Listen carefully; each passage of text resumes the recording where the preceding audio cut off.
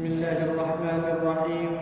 Assalamualaikum warahmatullahi wabarakatuh. Alhamdulillahi rabbil alamin. Wa bihi nasta'inu ala umuri dunya waddin. Wassalatu wassalamu ala ashrafil anbiya'i wal mursalin.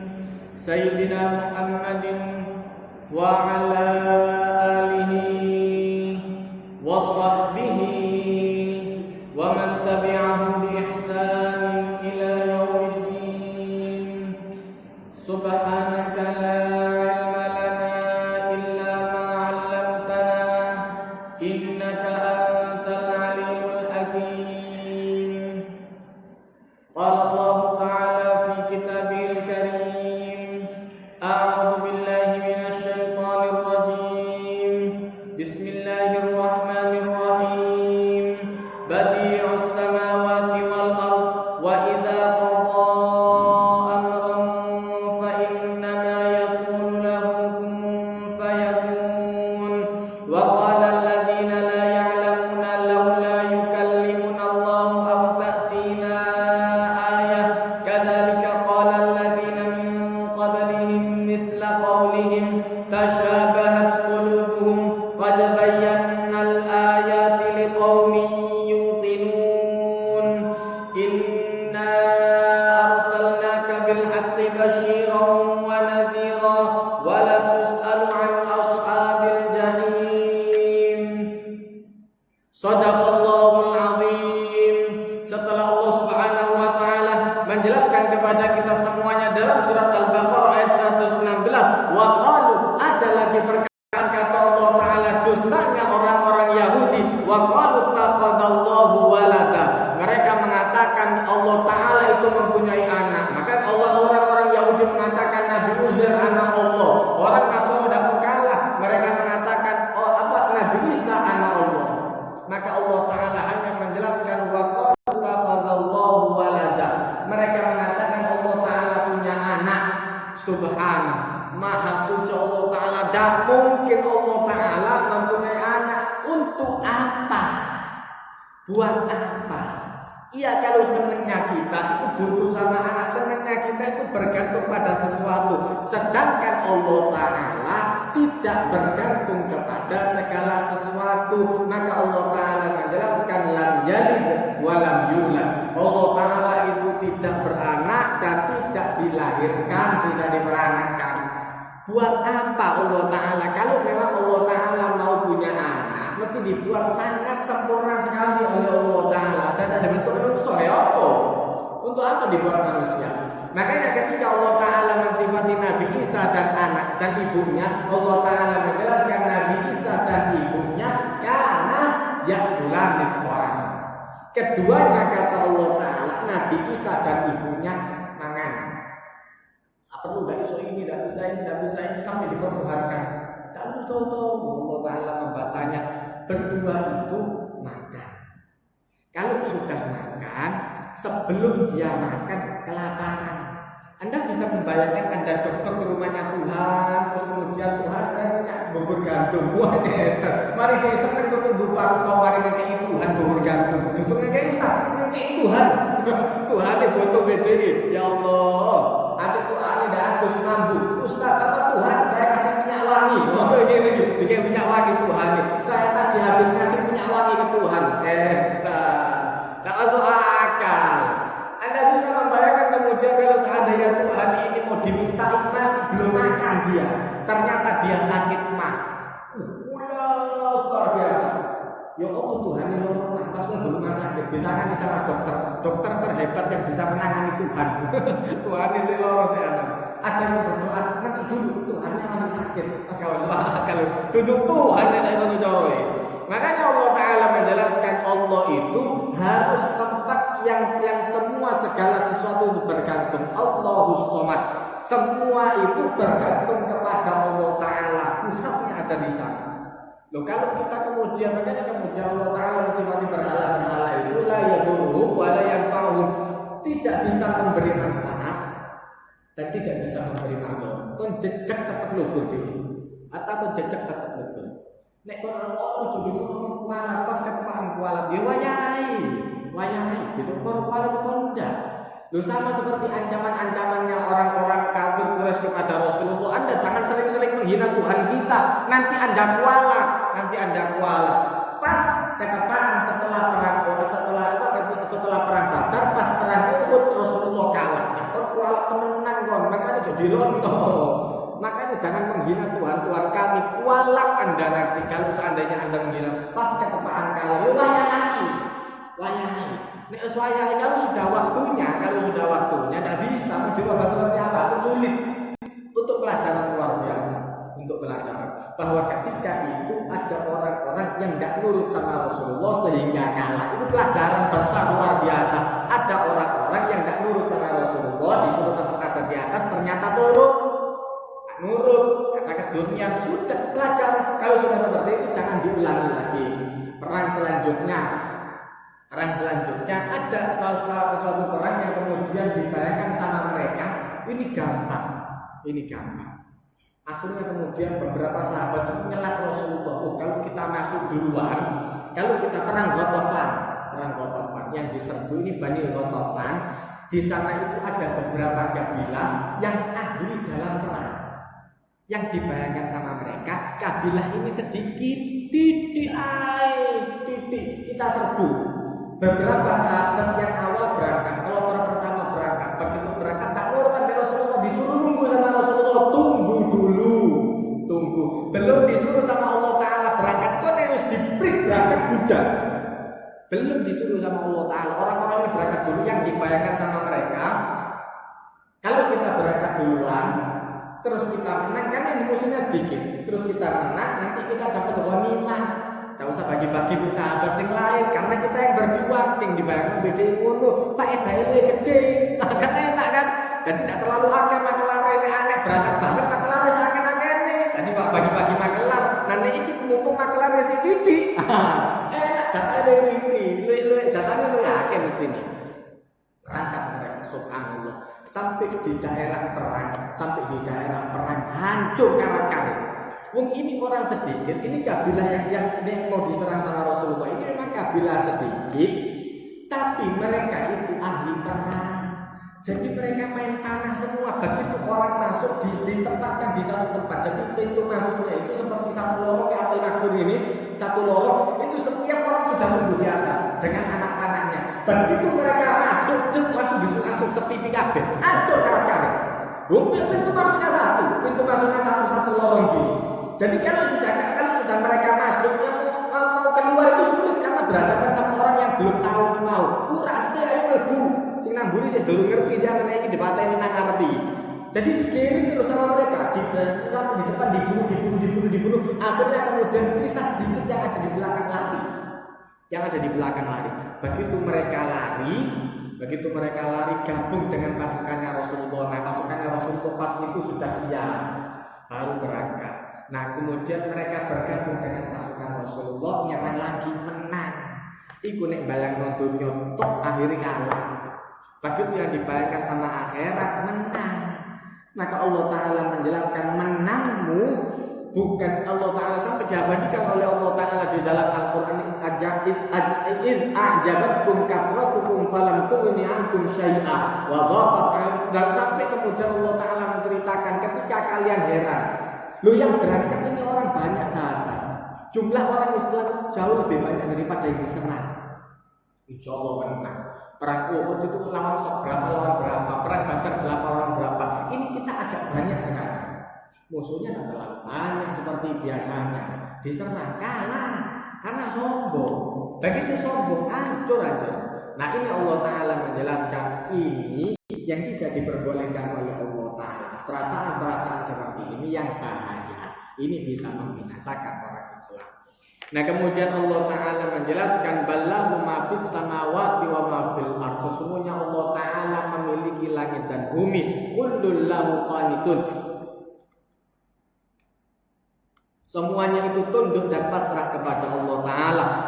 Di dalam ayat yang selanjutnya Allah Ta'ala menjelaskan badi'us samawati wal ardh. Allah Ta'ala membuat segala yang ada di atas ini badi' baru. Semua dibuat anyar kabeh Allah Taala. Dak mentang-mentang iku apik kok dicontoh sama Allah Taala, ini saja ganteng terus tak contoh sak kampung padha kabeh sak makmur. Oh boleh wong ganteng terus padha kabeh padha sak makmur padha kabeh. Yang ganteng diapel mati tak padha kabeh. Pokoke wong ngene tak padha kabeh dadi robot ngono. Sama semua enggak. Ganteng dengan porsinya sendiri-sendiri. Ganteng iki, padha ganteng tapi beda-beda wajahnya subhanallah. Allah Ta'ala itu badi selalu membuat segala sesuatu itu baru dan bagus. Nah ini yang tadi subuh saya jelaskan. Allah Ta'ala itu alladzi ahsana kulla syai'in khalaqa wa bada'a khalqal insana min tin. Cara pikir kita ternyata selama ini disalahkan dalam Al-Quran. Cara pikir kita itu kan kalau seandainya orang terlahir ganteng, kulit putih, bagus, untune lengkap, terus kemudian fisiknya bagus, itu namanya orang ganteng dan itu orang yang sempurna. Allah Ta'ala menjelaskan, Allah Ta'ala itu menciptakan segala sesuatu dalam bentuk sempurna. Loh Ustaz, ada orang yang tangannya patah, yang tangannya patah diberikan kelebihan oleh Allah Ta'ala. Tidak percaya? Coba Anda cek, dilihat di YouTube, di Indonesia Karpet. Pokoknya itu ada Asian Para Games. Itu olahraga untuk orang yang cacat-cacat. Ada orang yang kakinya patah, ikut lomba lari, sekali muter. Dia terus sih, dia kalau berpirani semua ya. Itu tak ini cakep. Dia tidak dikasih oleh Allah Ta'ala kaki, tapi dia dikasih mental yang luar biasa oleh Allah Ta'ala. Ada orang yang fisiknya lengkap, tapi turu ya hari-hari. Ngono, iku kok ganteng, pokoknya ganteng. Iku wong ganteng, kulit putih, luar biasa, badannya bagus, utaknya cacat. Dikon kerja sampai bojone ku ae, utaknya cacat. Itu utaknya yang cacat. Jadi tidak ada orang yang kemudian sempurna dalam segala sesuatu, itu tidak ada. Bahkan Nabi sekalipun Allah Ta'ala mensifati Nabi itu, Nabi Rasul SAW itu disuruh oleh Allah Ta'ala, "Qul," katakan kepada mereka, "Innama ana basyarun mithlukum," saya sama manusia seperti kalian. Kalau kalian sakit, Rasulullah juga sakit. Kalau kalian kemudian ada masalah, Rasulullah lebih banyak masalahnya dari kita. Sama. Makanya namanya manusia itu segitu, sudah ada cobaannya, ada kemudian ujiannya dan lain sebagainya. Semua ada. Nah, cara berpikir kita, kalau orang itu ganteng, terus kulitnya putih dan lain sebagainya, wah ini berarti orang yang sempurna. Ternyata salah. Wong celeng, kemudian kemudian tidak tapi ganteng, tapi dikasih mental yang berani. Itu sudah orang yang sempurna juga. Itu juga orang yang sempurna. Sak elek-elek wong, sak jelek-jeleknya orang, sak cacat-cacatnya orang, sak kemudian sak bangun-bangunnya wong, sak pinter-pinternya orang, Anda bisa menciptakan dia. Ya iso. Lah ngono kok ati ngilongno. Kita itu seringkali menghina jasad, menghina fisik, tapi tidak bisa kemudian koreksi diri.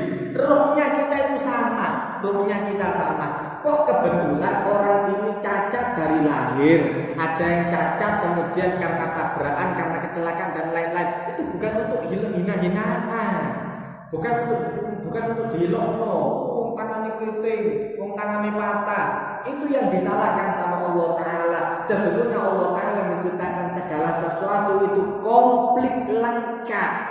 Orang yang tidak dengar tuli, dia dikasih indera kelebihan oleh Allah Ta'ala. Dia bisa menangkap gambar-gambar tepuk tangan. Jadi ngomongnya tepuk tangan, subhanallah. Lumut itu dikasih oleh Allah Ta'ala. Kita itu kan kadang tidak sadar. Yang dibayangkan kalau orang manusia sempurna itu sudah enak hidupnya. Tidak juga. Manusia yang sempurna, manusia yang kemudian dibayangkan sama orang sudah kaya luar biasa, mati bunuh diri. Tidak senang dia. Justru tidak senang. Sing melarat biasa-biasa kadang-kadang ngemis bendino yuk mati sampai masa waya-waya mati kan ngono. Dan tidak menentukan yang kita bayangkan itu sempurna, ternyata ada kekurangan di sana. Jadi kemudian Allah Ta'ala menjelaskan semua itu diciptakan oleh Allah Ta'ala dalam kondisi sempurna. Tinggal kita yang menentukan cara menyempurnakannya itu dengan apa. Iku mau. Makanya dengan seperti itu orang itu akan berusaha. Dengan seperti itu orang akan berusaha. Kalau udah dikasih seperti itu tidak ada usaha sama sekali, tidak ada motivasi sama sekali. Atau masuk saya aku ireng nggak tapi ganteng, gak cuma untuk belajar. Karena tak ada yang bisa dibanggakan, wis ireng nggak tapi ganteng, apa sih ngapain dibanggakan? Umpama aku ganteng terus putih gak belajar. Apa harus disenangi ambil hari tak turu-turuan aja disenangi ambil hari di sana. Karena tak ganteng terus ireng, nah harus belajar. Nanti ditelok ambil uang, nanti apa sih berarti itu hari. Nah aku nanti berarti no. Loh, dengan seperti itu orang itu bisa berusaha. Allah Ta'ala menunjukkan itu ada poin orang untuk berusaha. Ada poin orang untuk berusaha. Jadi kemudian semua itu sebetulnya diciptakan sempurna oleh Allah Ta'ala. Cara pikir kita yang kemudian mendiskreditkan. Kita yang menganggap ini tidak sempurna. Ini tidak sempurna otaknya, ini tidak sempurna tangannya, ini tidak sempurna kakinya. Cara pikir kita. Tapi Allah Ta'ala menceritakan semua itu sempurna.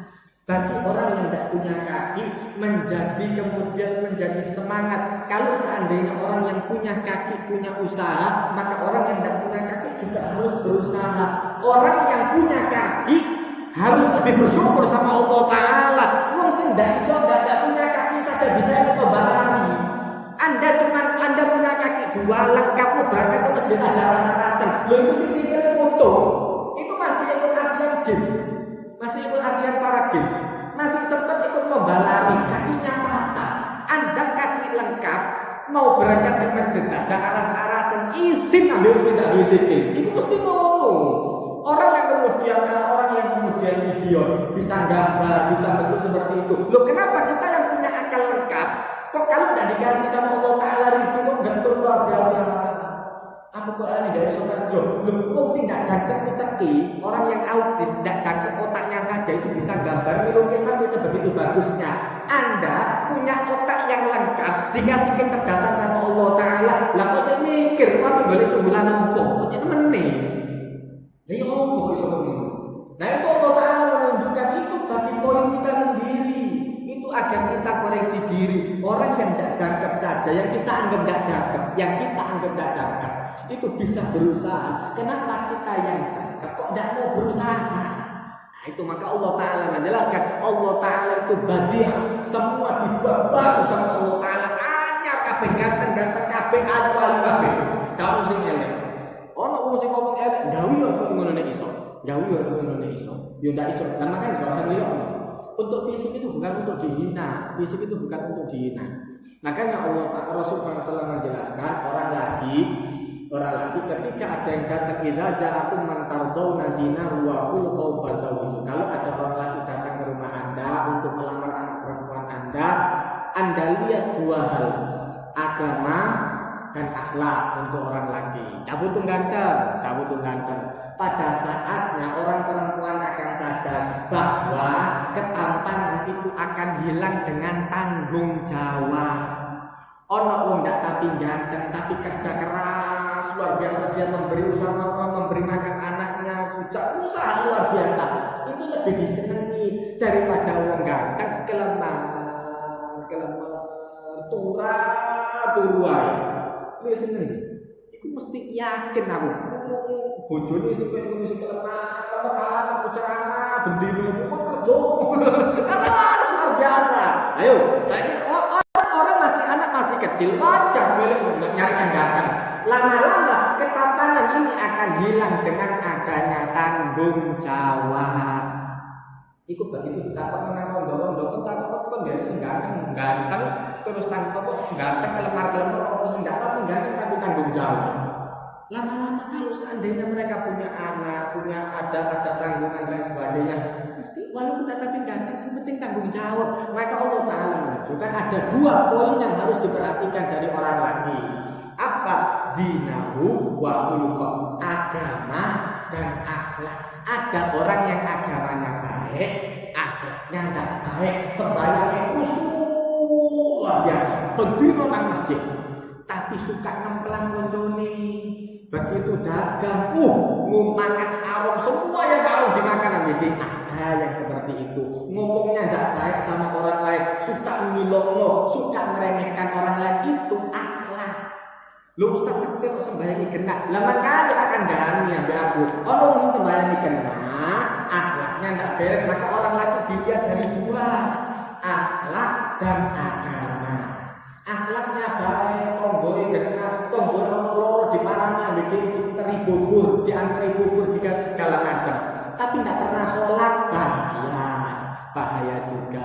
Jadi diperhatikan dua, agamanya baik, akhlak baik, tak perlu ganteng.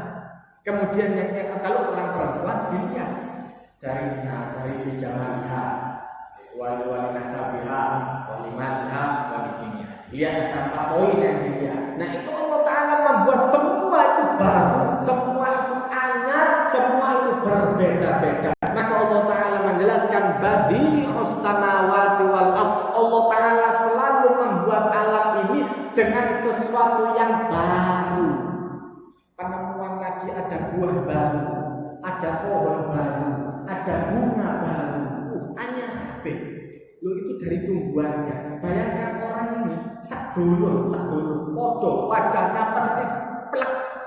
Seleranya beda, subhanallah. Dan yang bisa membedakan biasanya orang tuanya. Lo ini kembar identik, kembar lahir, kembar identik persis plek. Mak itu bisa bedanya. Mak itu bisa bedanya. Nek iki jenenge subhanallah. Lo tetap masih bisa dibedakan. Nah itu Allah Ta'ala menjelaskan badir. Tidak ada dua orang yang dilahirkan dengan selera yang sama, dengan kesukaan yang sama, dengan cara pikir yang sama. Jadi kalau ada orang berbeda pendapat, wajar. Kau sama biasa. Ono sing seneng sayur sama kelir kayak gini, ono sing seneng kanan, sing kelir apa, sing kelir kalem-kalem. Ada yang warnanya biasa-biasa saja, ada yang semua masuk, ada yang nyari warna yang jenggreng. Ini atik sarung itu tidak murah deh, tidak seru. Tapi begitu berangkat itu hijau, kuning, abang, jadi ini sarungnya toko langit gitu. Jadi begitu berangkat nang masjid pasti orang bisa diteluk. Sarungnya kacau, subhanallah. Cara mikirnya sendiri-sendiri, cara jenggrengnya, sama-sama suka warna yang norak, sama-sama suka warna yang buruk. Itu keliru. Sing siji kelir kuning, sing siji kelir abang, tapi sing siji kelambine muruk kuning blek, sing siji kelambine abang blek. Subhanallah. Dan itu dibuat beda-beda sama Allah Ta'ala, beda-beda. Tidak ada orang yang kemudian dibuat oleh Allah Ta'ala yang seragam kodok kabeh cara berpikir sama enggak. Maka kita disuruh untuk toleransi di sana karena Allah Ta'ala membuat segala sesuatu itu berbeda, cara berpikir pun berbeda. Tak kemudian sama semua. Nah maka Allah Ta'ala menjelaskan badi'us samawati wal ardh. Allah Ta'ala selalu memperbaharui alam dengan adanya makhluk yang baru. Sampai gerak-geraknya mata, sidik mata ini beda-beda, sidik jari beda-beda, semua dibuat baru oleh Allah Ta'ala. Maka kemudian Allah Ta'ala menjelaskan wa idza qadha amran, dan kalau seandainya Allah Ta'ala sudah menetapkan sesuatu, Allah Ta'ala menyuruh fa innama yaqulu lahu kun fayakun. Allah Ta'ala tinggal mengatakan kun, maka itu akan terjadi. Kun fayakun. Allah Ta'ala menjelaskan kun fayakun, bukan kun fakana. Bukan Allah Ta'ala nyuruh terus tanpa proses langsung dari bulan enggak. Mesti ada prosesnya. Alam, Allah Ta'ala menjelaskan, Allah Ta'ala menciptakan alam ini di dalam 6 masa. Ada masa-masanya sendiri. Allah Ta'ala menciptakan gunung di hari ini, menciptakan langit di hari ini, bintang-bintangnya di hari ini. Jadi itu ada riwayat yang seperti itu. Ada riwayat yang seperti itu. Tidak langsung jadi belang semua ini, enggak. Allah Ta'ala ingin mengajarkan kita bahwa segala sesuatu itu memerlukan proses. Tidak langsung dikasih podo kabeh. Ada orang yang belajarnya cepat, ada orang yang belajarnya lambat, sama, tetap membutuhkan proses untuk belajar. Tinggal cara nangkepnya sendiri-sendiri. Podo pinteri, bedo pinteri. Yang satu pinternya ada di bidang ini, yang satu pinternya di bidang ini. Atau ustaz yang ngomong, bedo-bedo. Ini podo amini, podo genai, podo api. Yang satu bidangnya fikih, yang satu bidangnya kemudian tafsir, yang satu bidangnya hadis. Dari yang sama-sama bidang tafsir, yang satu tafsirnya Al-Bawawi, yang satu tafsir Ibnu Katsir, yang satu tafsir Al-Nawawi. Macam tafsir usahakan ini. Yang sama-sama di bidang hadis, yang satu hafalannya lebih banyak dari yang lainnya, yang satu lebih paham daripada yang lainnya. Umum itu dewi. Nah, maka Allah Ta'ala menjelaskan itulah keistimewaan Allah Ta'ala. Semua itu ada proses dan setiap proses akan membuahkan hasil yang berbeda-beda. Setiap proses akan membuahkan hasil yang berbeda-beda. Belajarkan dari satu guru yang sama, dari Rasulullah, sahabat boleh beda-beda hasilnya. Beda-beda. Ada Abdullah bin Abbas, ada Abdullah bin Mas'ud, ada Ubay bin Ka'ab. Ini orang-orang ahli Quran semua. Tapi begitu menyimpulkan hukum agak berbeda. Nanti dari turunannya tambah beda maneh. Nanti begitu ada di bawah ada imam madhabnya sendiri-sendiri. Sampai di bawah lagi orang ustaz dewi-dewi, orang kiai dewi-dewi. Wajar. Belajarnya sama guru saya yang satu sama. Beda selera, beda cara berpikir. Sing siji jaluk semua kaprak-kaprakan. Sisi jual musuh tapi digolek yang itu cari pendapat yang terhalus. Yang satu nyari pendapatnya seadanya, pokoknya hadisnya seperti ini. Yang satu nyari yang mana yang paling benar. Yang satu nyari macam-macam.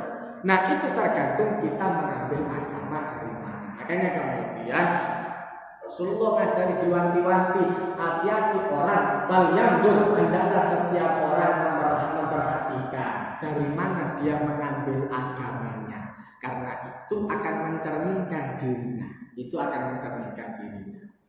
Maka kemudian Allah Ta'ala menjelaskan ketika Allah Ta'ala sudah menetapkan sesuatu, fa inna ma yaqulu lahu kun fayakun, maka Allah Ta'ala tinggal menyuruh untuk berjadi, untuk jadi, maka itu akan berproses dengan sendirinya sampai menjadi seperti alam ini. Kemudian Allah Ta'ala menjelaskan, setelah itu Allah Ta'ala menjelaskan wa qala alladziina la ya'lamuna, orang-orang yang tidak mengetahui. Nah, Allah Ta'ala menjelaskan ini di dalam tafsir Al-Baghawi. Qala Ibnu Abbas radhiyallahu anhuma al-humul yahudi wa qala al-mujahid an-nasara. Jadi kemudian ada perbedaan pendapat.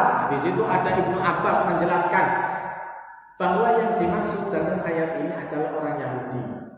Nah, kemudian ada Mujahid menjelaskan yang dimaksud dalam ayat ini adalah orang Nasara. Qatadah menjelaskan bahwa yang dimaksud di sini adalah musyrikul Arab, orang-orang musyriknya orang-orang musyrik dari bangsa Arab. Maka kemudian Allah Ta'ala menjelaskan sendiri-sendiri, ada tafsirnya sendiri-sendiri. Tinggal kita mau memahami yang mana. Gampangannya, ketika Allah Ta'ala menjelaskan waqala alladziina la ya'lamun, dan orang-orang yang tidak mengetahui, pokok selain Islam enteng. Pokoknya selain Islam, mereka mengatakan laula yukallimunallah. Kenapa Allah Ta'ala itu tidak berbicara sama kita? Nah, Ibnu Abbas berpendapat mereka adalah orang Yahudi berdasarkan riwayat, berdasarkan ayat bahwa orang Yahudi itu dulu pernah minta kepada Nabi Musa, lan nu'minalaka hatta narallaha jahra. Kalau dalil, bukan tanpa dalil. Mereka itu berpendapat tak dengan dalil.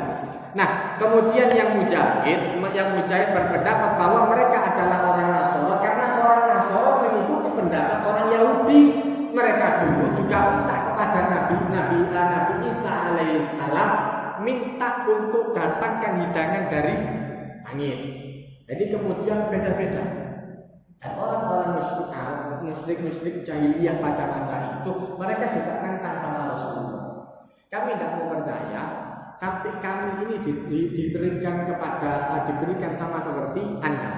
Jadi kita bisa ngomong sama Allah Ta'ala langsung. Allah Ta'ala mengatakan dulu orang Yahudi itu pernah minta yang lebih hebat daripada itu. Faqalu arinallaha jahra. Mereka kemudian sampai mengatakan tunjukkan kepada kami Allah Ta'ala dengan wujud yang nyata. Maka Allah Ta'ala dihabiskan mereka semua. Jadi kemudian tantangan seperti itu dari dulu. Mereka mengatakan laula yukallimunallah. Masa Allah Ta'ala tidak bisa langsung menyampaikan kepada kita? Au ta'tina ayat, atau Allah Ta'ala memberikan mukjizat kepada kami. Loh, mukjizatnya Rasulullah tidak kurang-kurang. Oke teman. Kalau seandainya dibandingkan dengan Nabi Musa ini, kalau seandainya kayak jelas lihatnya Rasulullah. Ibn Katsir itu menyusun kitab mukjizat Rasul, dan ini sudah kemudian diterjemahkan banyak, termasuk ada di dalam ensiklopedia Islam. Itu kemudian mukjizatnya Rasul tebel ini, mulai dari mukjizat perkataan sampai mukjizat perbuatan. Ada orang yang kemudian Nabi Muhammad itu bisa menghidupkan orang. Nabi manusia itu bisa menghidupkan orang. Rasulullah pernah menghidupkan orang. Rasulullah pernah menghidupkan orang. Ada seorang Badui datang kepada Rasulullah, ngamuk, marah luar biasa. Ya Muhammad, gara-gara Anda anak saya meninggal dalam keadaan mengenaskan. Dalam keadaan mengenaskan.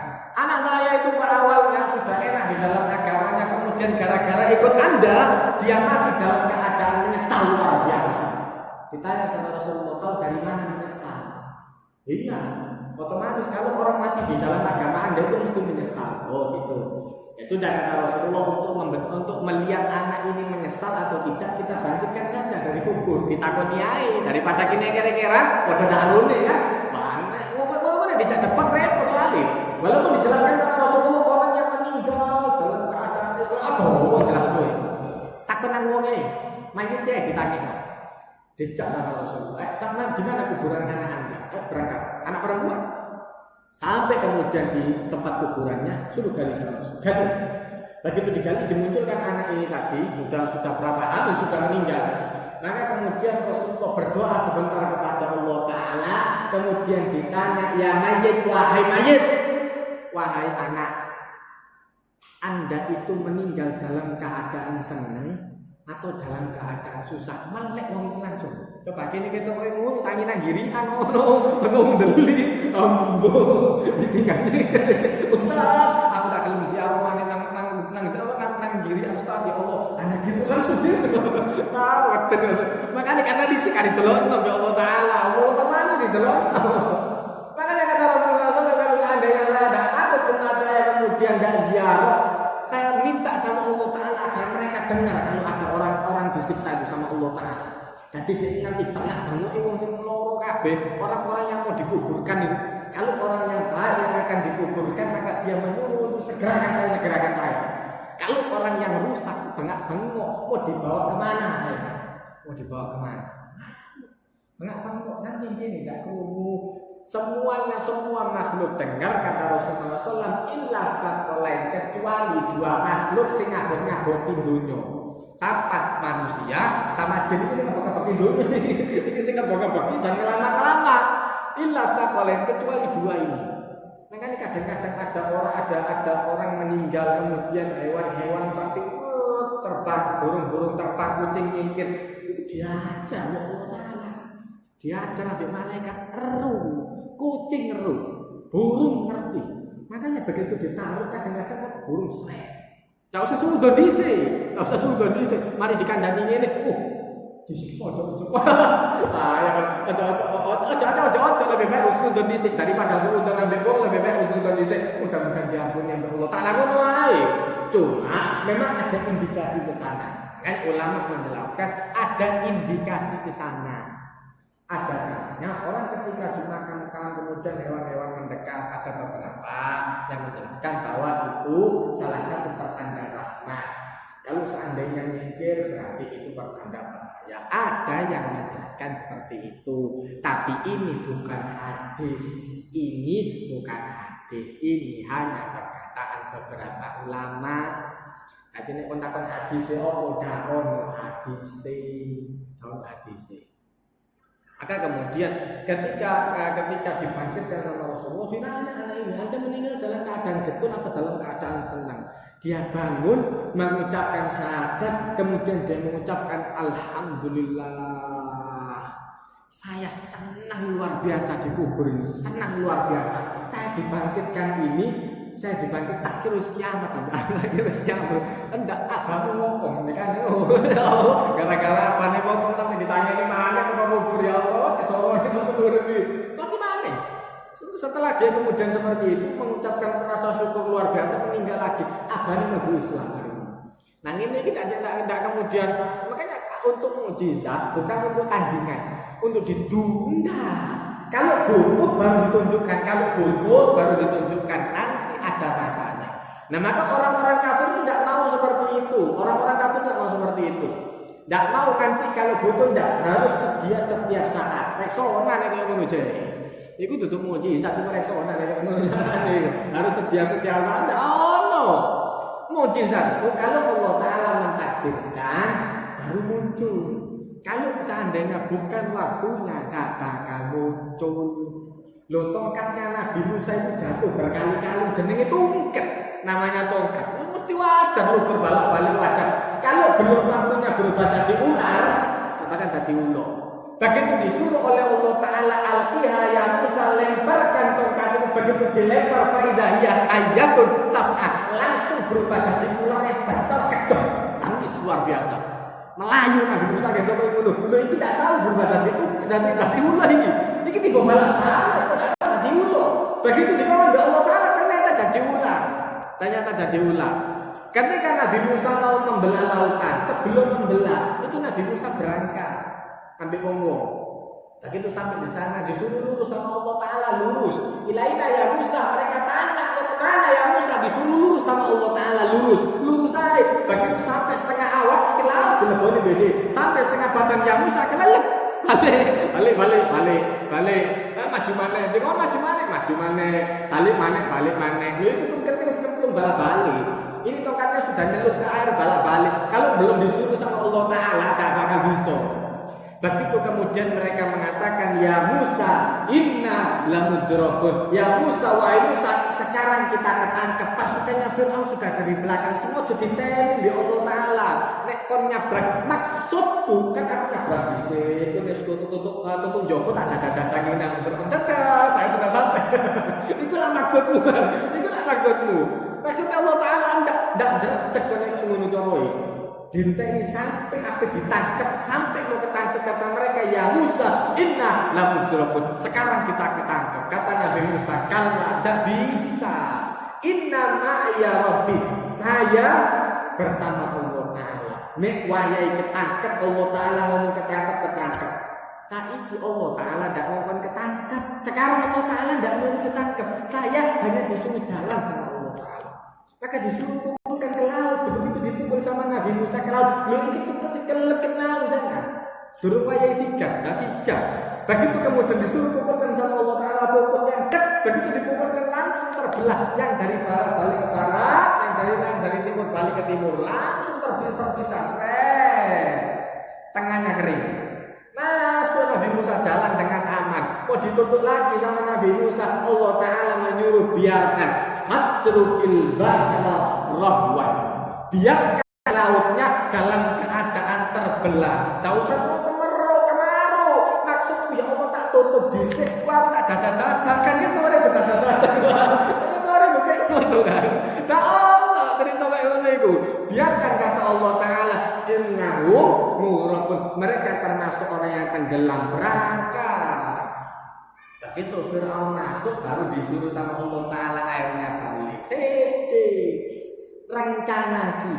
Rencana kita itu biasanya jauh tidak lebih baik daripada rencananya Allah Ta'ala. Rencana Allah Ta'ala mesti paling apik. Yang biasa usnudon sama Allah Ta'ala, ya Allah belum dapat jodoh, sabar. Nanti akan ada masanya. Begitu kan bosan temenan oleh bojoku semua luar biasa. Tapi nek pas durung wayahe kepengin zuwat terus disuwatno koyo opo ndek bojo. Kan beban luar biasa, kan kayak beban luar biasa. Tapi begitu kepengin duwe bojo temenan, seneng luar biasa. Akhirnya. Wah, itu kanca-kancane sayup-sayup sing ndak langsung teko kabeh. Wong itu sing suwat iki. Suwe dak suwat. Subhanallah. Lah itu Allah Ta'ala menunjukkan rencana Allah Ta'ala itu jauh lebih baik daripada rencana kita. Jauh. Makanya biasakan husnudon kepada Allah Ta'ala. Nah, maka Allah Ta'ala menjelaskan, orang-orang itu mengatakan laula yukallimunallahu aw ta'tina ayat. Kenapa Allah Ta'ala tidak bicara saja sama kita langsung? Kuwata. Rasulullah itu didatangi sampai kemudian dimasuki wahyu, itu berat luar biasa, tidak gampang. Dan jiwanya harus bersih. Kayak ini bendino bujuki wong, bendino ndelok sing ndak kok kepengin oleh wahyu, malaikat ae males kok kepengin oleh wahyu, malaikat ae males kadang-kadang. Kok ape oleh wahyu? Bersih luar biasa, sulit, tirakatnya sulit luar biasa. Rasulullah sulit, kuat mereka itu kemudian sombongnya luar biasa. Kenapa kok Allah Ta'ala tidak bicara sama kita langsung? Lo bisa. Cuma kan tirakatmu kuat apa enggak gampang. Orang mimpi saja, mimpi itu teman-teman, mimpi saja, mimpi seakan-akan dapat. Nah, ini ada orang cerita, ada orang yang mimpi seakan-akan dapat titiknya huruf ba, titiknya, toko Bismillah, titiknya tok huruf ba. Begitu oleh titik yang awalnya kecil, tadi gede, luar biasa gak mampu. Lu itu berusi. Dan yo nek saken-aken itu jebul titik huruf ba. Dan yo nek sak Quran Kak kolek temen mau. Oh, itu luar biasa. Orang ruhnya saja baru mimpi seperti itu keren. Luar biasa. Lah kok kira Rasulullah lebih gampang. Lu solo. Musim dingin kata si Kaisar, musim dingin. Ini derajat minus sudah, minus di bawah nol sudah. Itu semua orang enggak ada yang keringetan. Rasulullah begitu terima wahyu keringetan langsung sak jagung-jagung keringetin. Subhanallah, sejid. Aku takut teman. Karena luar biasa wahyu itu.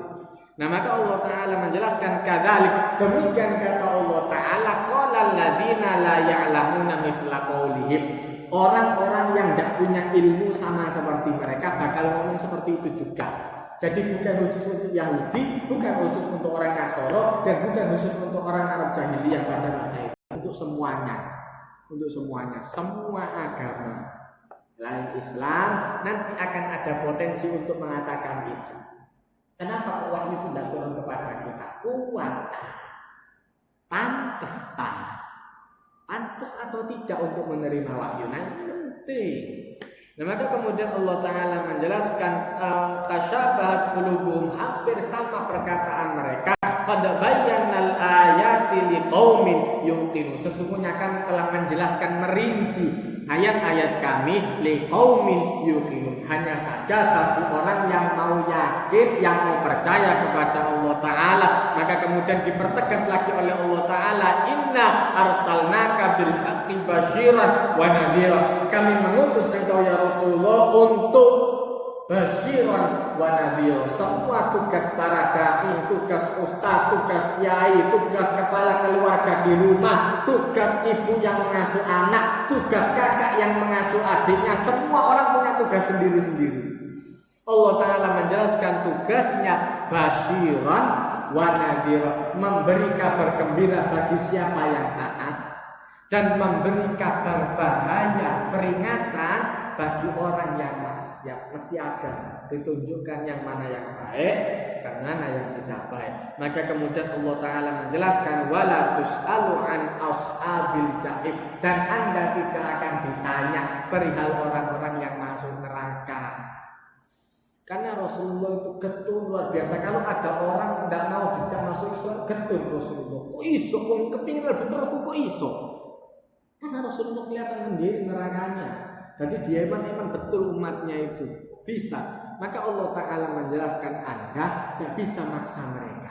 Innaka la tahdi man ahbabta. Anda tidak bisa memaksa orang yang Anda cintai. Sampai model seperti pamannya ketika Abu Thalib sampai akan meninggal dunia, tidak bisa. Kalau memang hidayah belum datang, tidak bisa dipaksakan. Tugas kita hanya untuk menyampaikan, anak mokong, tidak mokong, urusan Allah Ta'ala. Kita hanya mengarahkan yang terbaik, dididik dengan pendidikan yang baik, diajari dengan akhlak yang terbaik, dengan ilmu yang terbaik. Kalau sudah, ya sudah, usahanya kita sudah sampai sana. Diajari akhlak sing api, sing ngopong, diajari sekolah sing api, yo bolosan si anak, bisa diapa-apa.